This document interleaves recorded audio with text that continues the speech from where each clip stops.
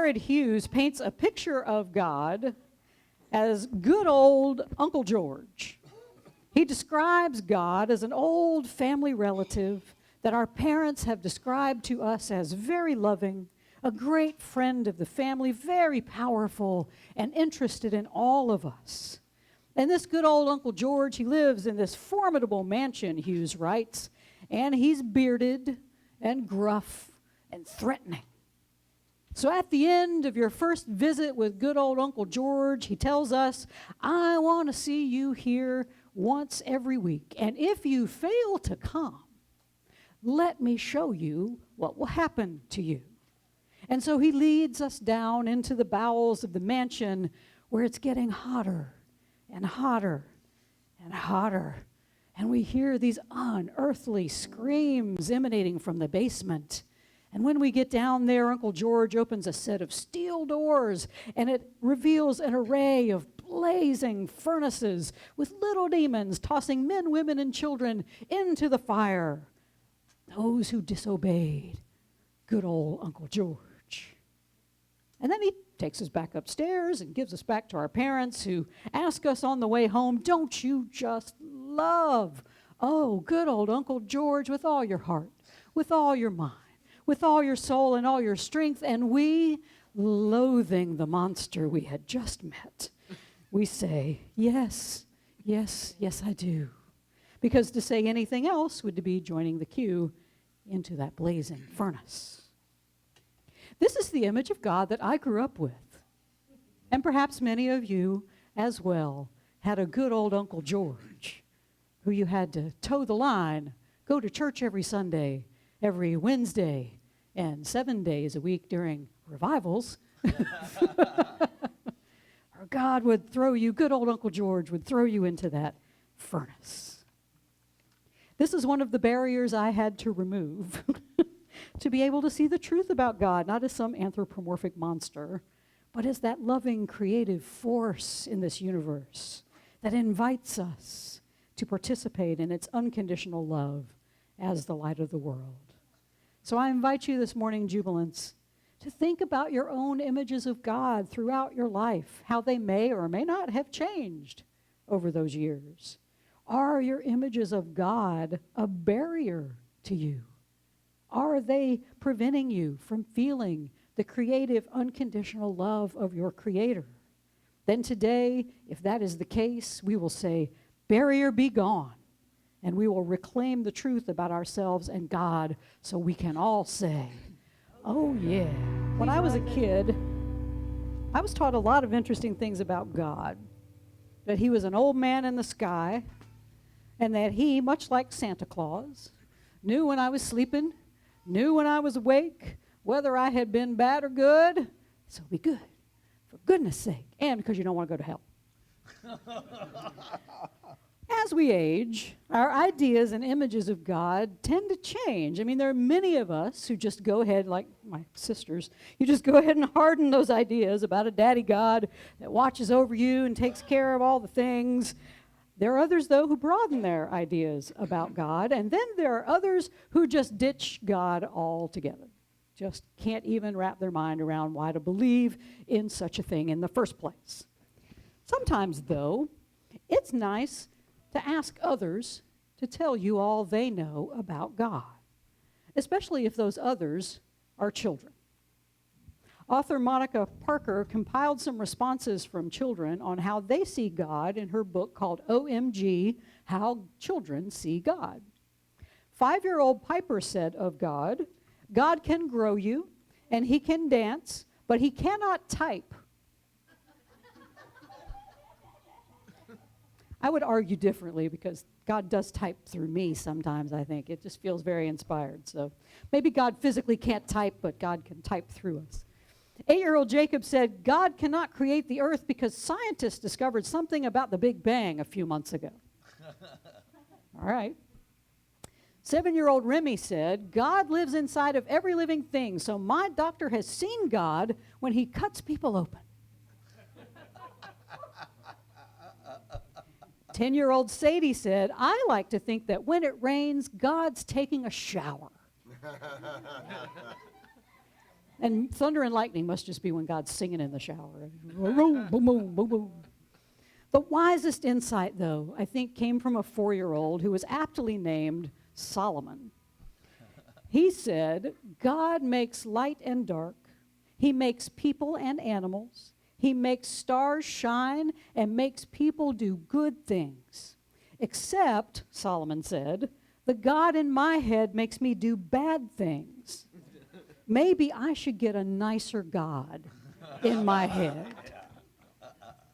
And that, jubilance, I think, is the whole reason all of us are here in this bodily experience, to remember that we all need a nicer God in our heads.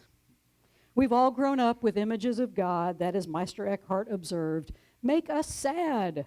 We've been told that God is all loving, but at the same time, it's a God that's going to send you to hell for all eternity if you slip up and do something on that list of no-nos that some religion or other has compiled and attributed to God. According to A Course in Miracles, we believe in this punishing, wrathful God because we feel guilty for believing in the tiny, mad idea that is separation. We believe we deserve to be punished because we separated ourselves from God. In our belief that we caused this separation and offended God, we set up in this bodily world these harsh religious systems that remind us of how sinful and terrible we are, and that no matter how good we are, it's only through God sacrificing his Son that he can even bear to look at our awful faces ever again, let alone forgive us. Anybody grow up like that? How ridiculous. That line of thinking, of course, it just leads to self-flagellation. It leads to shame. It leads to blame. It leads to guilt. We create religions with winners and losers, the saved and the damned, and we convince ourselves that our belief system, we got it right, everybody else got it wrong. So we invent gods that keep us passive, that teach us blind obedience, that abhors questions and demands that we simply trust and obey. For there's no other way. We often build our religious world in the way that Catholic priest and mystic Richard Rohr describes as that pyramid-shaped universe with that stern, always male, God at the top of the triangle and everything else beneath. Humanity's capacity to disguise its own flaws, even through religion, seems endless, Rohr says. Pyramid or patriarchal logic is only logical when applied in favor of the system and the status quo, which it proudly calls the real world. Our very inability to recognize that shows how little influence the dynamic God has had on our historical ways of thinking. Solomon is right. We need a nicer God in our head. And the good news, though, jubilance, is that nicer God already exists, and it's already in your head. Remy is also right that God is in every living thing, but we build barriers to God because we've allowed the ego to do such a good job at convincing us that we're all sinners in the hands of some angry God. So what happens when we believe in this world's wrathful and controlling gods? Well, according to a study that was done last year, if we believe in a God we just simply obey, and that's it, that's what you got to do, good old Uncle George, we get less creative. Researchers had people think about God before doing a task that required them to think creatively to solve it, and they found that those who believed in a monotheistic God were less creative than those who didn't. But it's important to know, though, what believers thought about when they thought about God. The participants, according to the researchers, generated a multifaceted image of God, including elements such as him being omnipresent, omniscient, omnipotent, benevolent, and the creator of the world. And of course, it's interesting to note that the researchers themselves use the pronoun him when they refer to the study subjects' images of God, which, it could be their own bias, but it may be indicative, too, of the kind of God that these subjects in the experiment were thinking of, specifically that male one that sits on top of Rohr's pyramid and keeps us all in line with the egoic world's status quo of obedience. So how do we break down this barrier of these gods that make us less creative and more apt to accept the world we see instead of the world we wish to create? In a word, we have to reclaim our creativity. Breathe deeply. What this study revealed is this: those who conceived of God as omnipresent, omniscient, omnipotent, benevolent, and the creator of the world slipped into a passive mindset. They expect God to just handle everything and demand nothing from them. However, the researchers also found that those who view God as unconditionally loving, forgiving, and as a source of creativity, or that God works through them to unveil his creations, this, they say, may be compatible with creative expression. So now we're on to something big.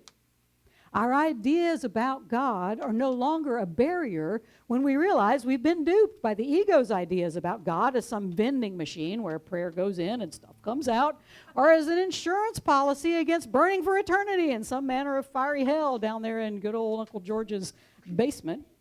The ego's views of God make us passive and uncreative.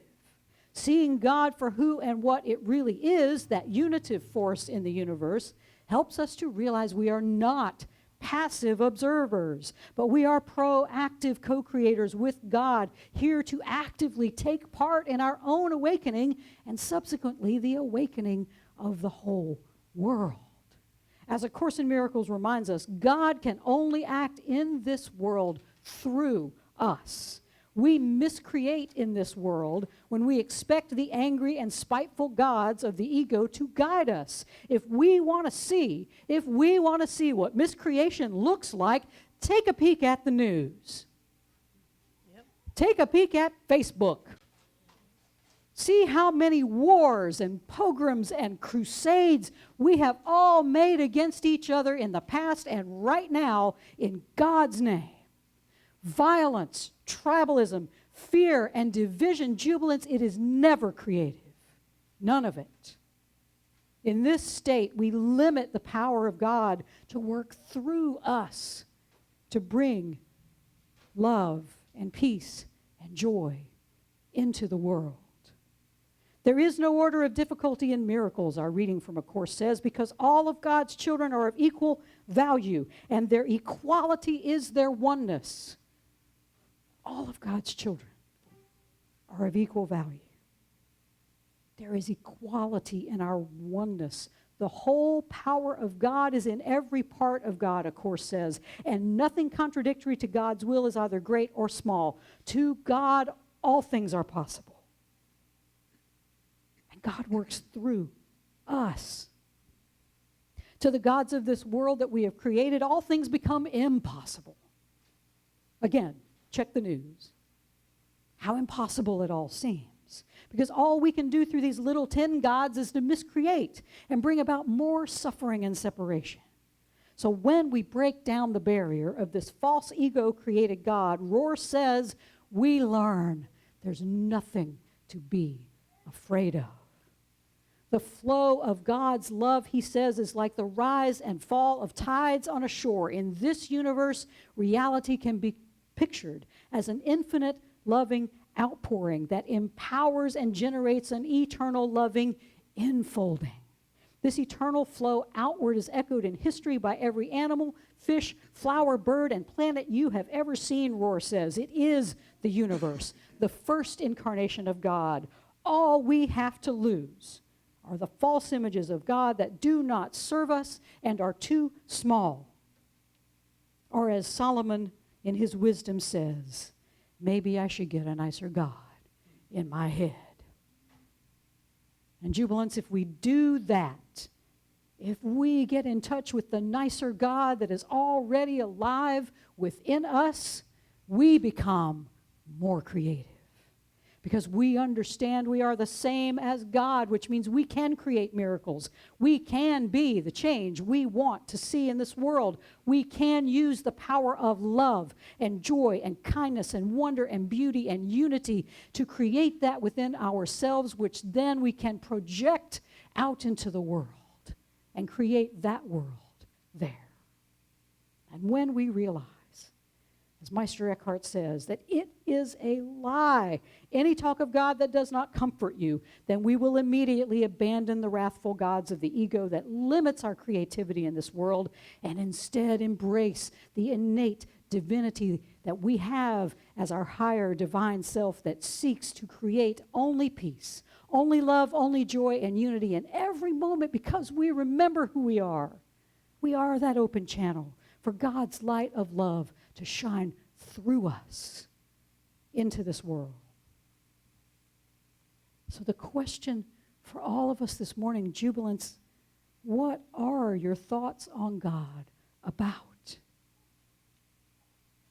Do you see that male at the top of the pyramid? That omnipresent, omniscient, omnipotent, benevolent creator of the world that demands you toe the line or be eternally damned? Or do you envision an unconditionally loving and forgiving God that seeks to co-create in joy and love and peace through you into this world? If it's the latter, well, there's good news from a 5-year-old named Ben. He has the key to help us see that creative, loving God everywhere we go. Ben's mother, Holly Leibowitz Rossi, writes about what happened when Ben wanted to know if we could see God. And Rossi writes, when we asked our rabbi about it, he replied that he believes he sees God when he looks into the eyes of other people. And Ben loved this explanation, she writes, and he has repeated it to others. During a recent visit, our close friend's 3-year-old came up to me after speaking with Ben. She put her hands on my cheeks, she looked deeply into my eyes, and said, I see God. This jubilance is a reminder that we are not passive participants in this world. We are not waiting for some God to swoop down and save us. We are the ones that we have been waiting for. We are all God walking around in flesh suits, forgetting and remembering who we truly are. We are all God embodied, seeking to awaken to that one singular truth about us all.